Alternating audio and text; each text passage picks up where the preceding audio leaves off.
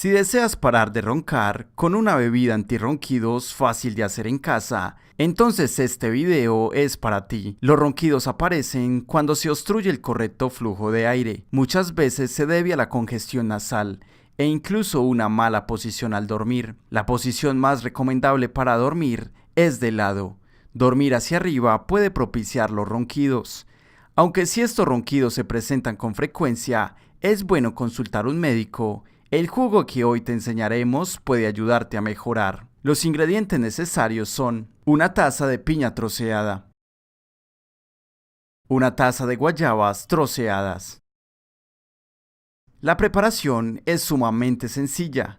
Procesamos la piña y las guayabas en un extractor de jugos.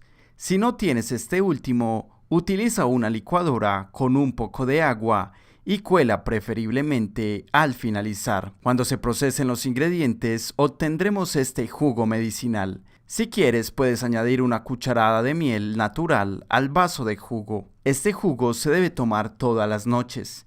En caso de que los ronquidos no mejoren en unos cuantos días, es importante consultar con un médico para una revisión. Las guayabas son ricas en vitamina C, lo cual es bueno para combatir los patógenos que están causando congestión de las vías respiratorias. La piña es un buen antiinflamatorio, lo que mejora aún más el flujo de aire. Aunque no existen soluciones mágicas para los ronquidos, es bueno que tomes este jugo, además de que consultes a tu médico para un diagnóstico más acertado.